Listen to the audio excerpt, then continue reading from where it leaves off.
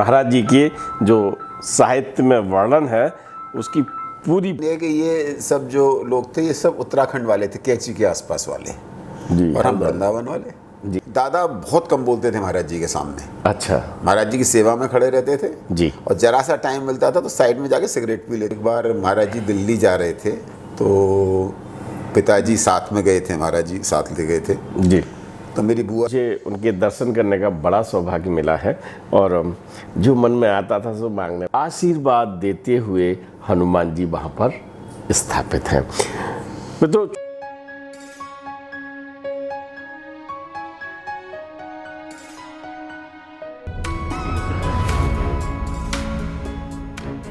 मित्रों, नमस्कार।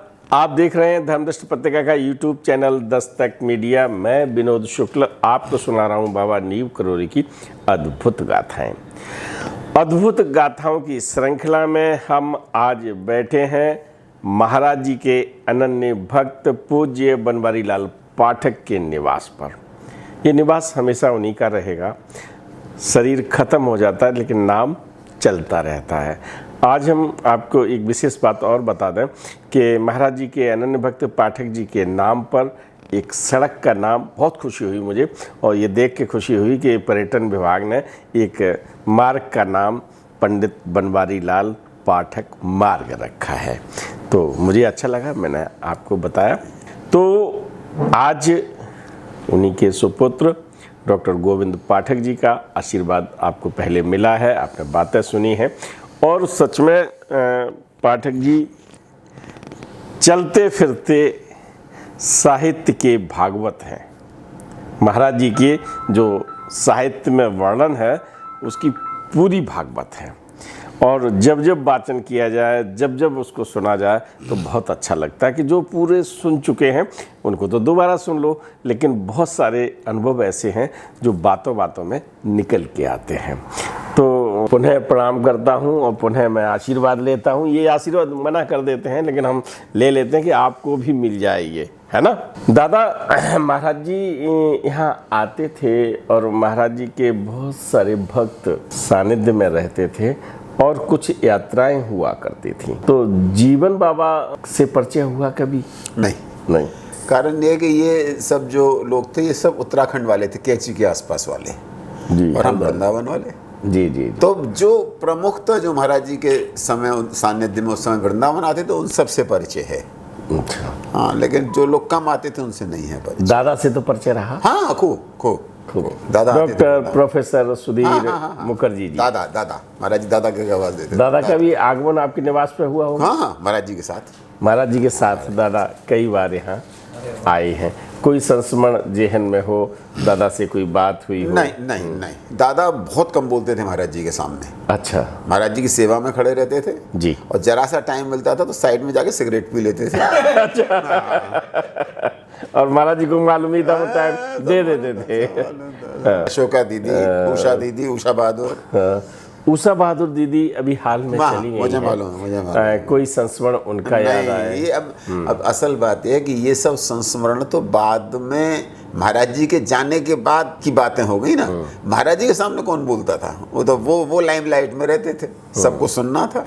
अभी हमने एक चर्चा सुनी थी, आपके एक रिश्तेदार आए हैं। हाँ, आपके अतिथि, क्या रिश्ता है? असल में वो मेरी बुआ जी के बेटे हैं। तो एक बार महाराज जी दिल्ली जा रहे थे तो पिताजी साथ में गए थे, महाराज जी साथ ले गए थे जी।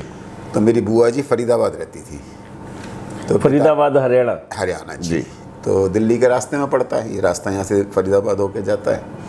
तो पिताजी ने महाराज जी से निवेदन किया कि वहाँ बहन जी के यहाँ चलिए, तुम्हारे पिता महाराज ने चलिए। तो फिर महाराज जी उनके घर गए थे। तब हमारे फूफा जी थे सुरेंद्र मोहन जी शर्मा, हमारी बुआ जी थी बिमला शर्मा। तो वहाँ महाराज जी रुके, महाराज जी ने वहाँ प्रसाद वगैरह भोजन ग्रहण किया और वो समय सेक्टर 7 जो है वो डेवलप हो रहा था। तो महाराज जी ने कहा कि यहाँ देखो कोई अच्छा स्थान देखो, कोई ज़मीन वगैरह ले लो तो यहाँ एक बढ़िया हनुमान जी का मंदिर और एक आश्रम बना लें।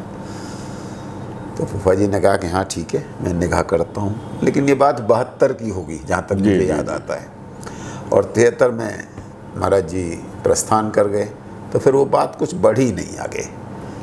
तो ये कुल मिला के बात। एक ये चर्चा हो रही थी और मुझे जब मैं भी बैठा था दादा के साथ और मुझे लगा कि जिन हनुमान जी की चर्चा हो रही है, तो जब ओल्ड फरीदाबाद से आगे आते हैं और अजरौंदा के पुल से मुड़ते हैं नीलम चौक के लिए, जो यहाँ लोकल रहते वो जानते हैं, या यूं मान के चलिएगा कि दिल्ली से आगरा का जो मार्ग है, सड़क है, तो वो 7 सेक्टर की बात थी और ये उस रोड पर हनुमान जी, बड़े से हनुमान जी लगे हैं।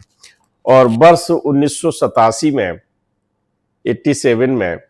87-88 में मुझे उनके दर्शन करने का बड़ा सौभाग्य मिला है और जो मन में आता था सो मांगने पहुंच जाते थे। 2.5 रुपए का प्रसाद चढ़ाया और कहते थे भैया 2 लाख का काम करा दो, है ना। ये आज भी रहता है।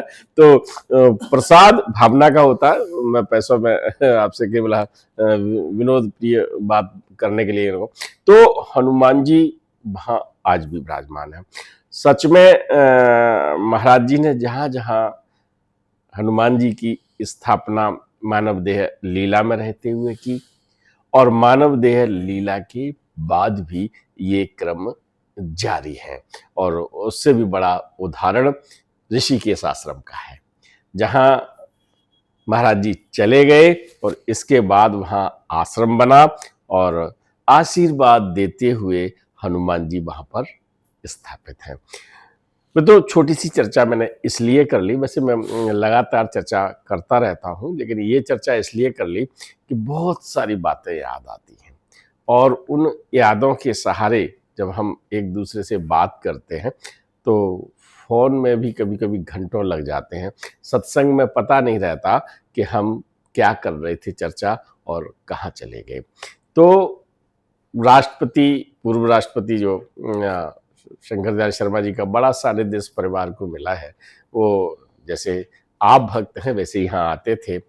आपको हमने चित्र भी दिखाए हैं कि महाराज जी के लोग ये कहते हैं कि मार्क जुकरबर्ग या स्टीव जॉब्स या जो भी नामचीन जो विश्व के पटल पर हैं, हम अगर ये कहें कि भारत में डॉक्टर राजेंद्र प्रसाद से लेकर और 1973 तक के जितने भी प्रधानमंत्री रहे, राष्ट्रपति रहे और वक्त वक्त पे बताया है कि राय दी है चीन की घटना पे। मैंने आपको सुनाया था कि चीन में जब युद्ध हो रहा था तो ये लगा था एक बार कि हमारा पक्ष कमज़ोर पड़ रहा है, और एस.वी. चौहान ने जब बात की थी तो कहा था महाराज जी ने कि कल चीन अपने कदम वापस ले लेगा, और दूसरे दिन चीन अपने युद्ध के मूड को ख़त्म करके अपने देश की सीमा में चला गया था। हम अगर विदेश की बात करें तो बांग्लादेश के जो राष्ट्रपति बने वो उस समय जेल में थे, उनका भाई आया हुआ था। उसने कहा था जब वो फांसी की सज़ा होने थी तो उन्होंने ये कहा था कि वो राष्ट्रपति बनेगा, और वो राष्ट्रपति बने। बड़े उदाहरण हैं। और हमारे यहाँ पंडित लाल बहादुर शास्त्री, इंदिरा गांधी की तो ऐसी अनुभूतियाँ हमको बताई हैं।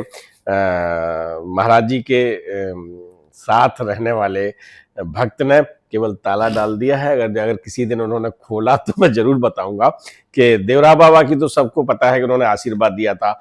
ऐसे तो वो हाथ का चिन्ह उन्हें मिला था, उन्हें अपना ले लिया था और वो सत्ता में वापस आई थी। तो बहुत सारी चीज़ें ऐसी हैं जो होती रहती हैं और हम बात करते रहते हैं। दादा को ये 15वां अंक हम भेंट कर रहे हैं, जरा लाइएगा। और मैं चाहूँगा कि डॉक्टर दीपक पटवर्धन जी भी ने खड़े हो जाएं। 15वां अंक है महाराज जी का, और अब की बार आपको धर्मदृष्टि ये लगातार 15 अंक मिले हैं, और अब की बार जो आपको अंक मिलेगा वो और ज़्यादा एक विशेषांक ही हैं 15, लेकिन दूसरे रूप में होगा जो आपको और अच्छा लगेगा। चल पड़े। धन्यवाद। अरे